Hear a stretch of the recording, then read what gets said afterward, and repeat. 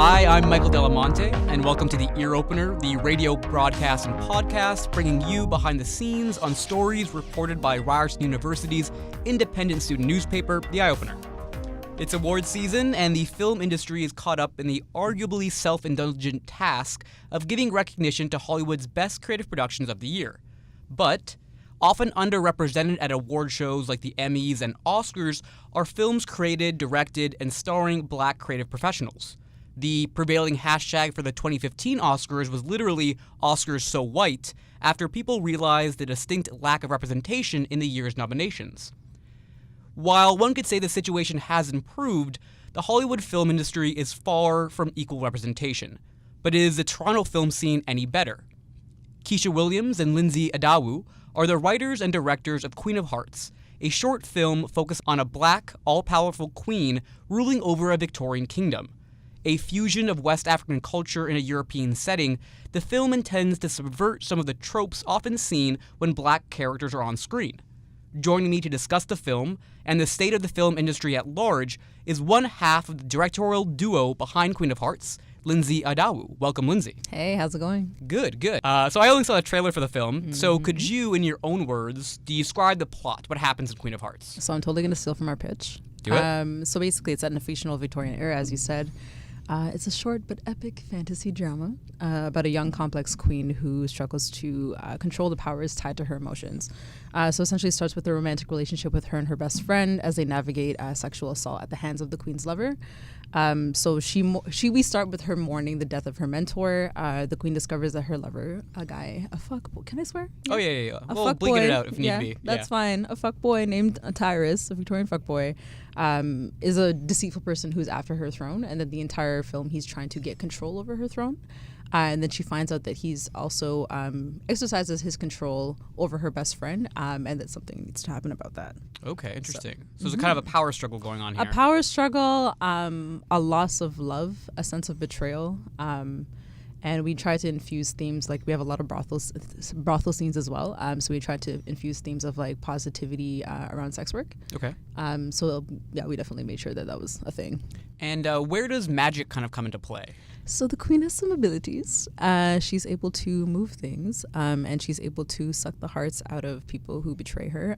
It's a bit of a, if you've ever seen X-Men, think of the Phoenix. Okay, yes. Or Dr. Jean Grey having that ability, those diabolical abilities, but she struggles to control them. Something in the sense of that, where, you know, she has this ability to rip people's hearts out and bring harm to them, but she also has healing magic as well. So we wanted to create a character who's complex in that sense, where they struggle with the good and the bad within them.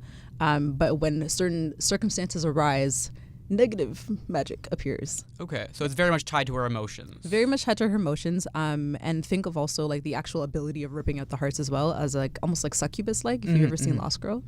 You know, putting your hand over someone's chest and like ripping out their life force and having them fall to the ground. That's totally her. So yeah. And what other kind of tropes and motifs does the film, or do you hope the film kind of subverts? I would like to diversify, and not just. When I say diversity, I don't mean the sense of just simply representation. I mean creating characters of color who are nuanced.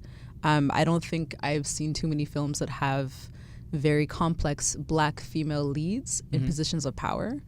So Keisha and I, like when we were conceptualizing and creating the script and creating the actual production for it, we wanted to make it explicit that she is someone who struggles just like any other, you know, male anti-hero that you'd see. Like, why can't she be, you know, supernatural Don Draper, or, you know, Tony Soprano, or, you know, Heisenberg, you know what I mean?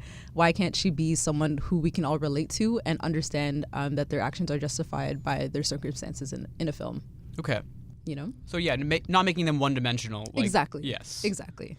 How did you infuse the Victorian setting, and where did that kind of element kind of throw in there? Yeah, so Keisha essentially pitched it to me over the phone and expressed like the need for diversifying that era. And I thought about it for a second. I think I've seen maybe one film where there was a person of color, specifically a Black woman, in a position of power and wealth.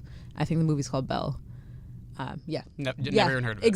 Exactly. And I think it came out a few years ago, and the fact that you haven't heard of it tells me a lot. You know what I mean? So like that appealed to me alone.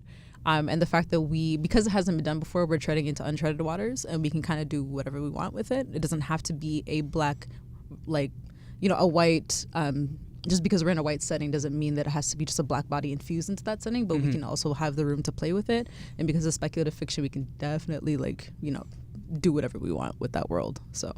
And in what ways, because I only read the description of the film, in what ways have you fused kind of West African culture in that kind of Victorian climate? I'm very interested in that. Definitely the costumes and the props. So the costumes, you can tell that it has like a classical historical root in the 18th and 19th century.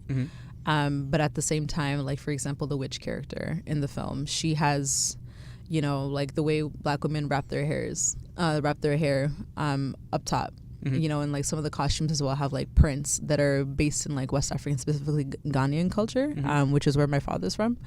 As well as we did something called boning for the candles, the props. So for example, there's these symbols called Adinkra symbols from Ghana, and I have one tatted on me actually. It's shaped like a heart, but it means, go back and get it or learn from the past. And that was one of the themes in the film as well, is like take the good from the past and like use it towards your future. So we kind of tried to infuse those memorable things that, I grew up with and that Keisha's aware of as well, to make it something that's more rooted and close to home. Okay.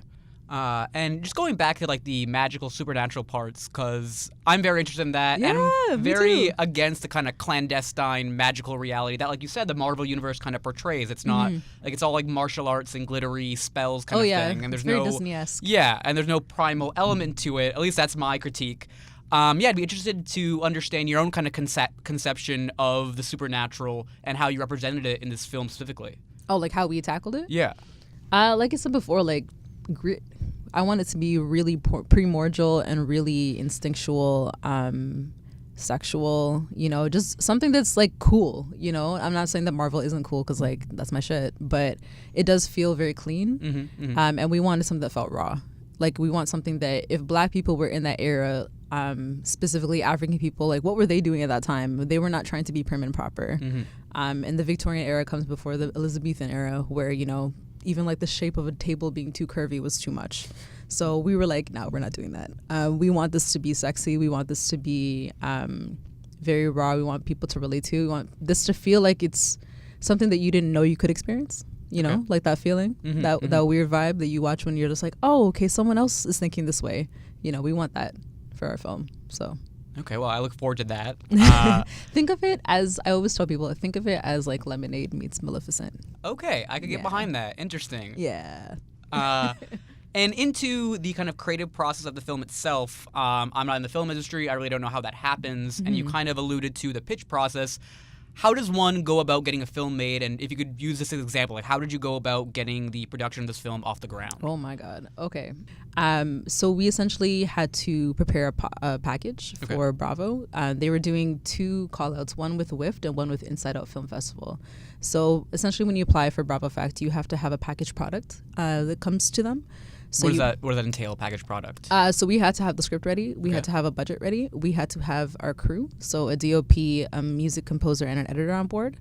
And we had to actually cast beforehand. Okay, that's pretty far along the process. Pretty far along. So we had to cast before we even applied for funding. Oh, wow, okay. Which was interesting. And the first time we applied, we didn't get it. The second time we applied, we got to the top 5. Okay. And essentially when you reach the top 5 of the pitch competition, then you have to pitch to Bravo. So that process was really a lot of meetings, practicing, making sure our I's were dotted and our T's were crossed. But we didn't give them a reason to say no to us. And it showed. So you graduated from Ryerson. I did. Give me the year program just for everyone to know.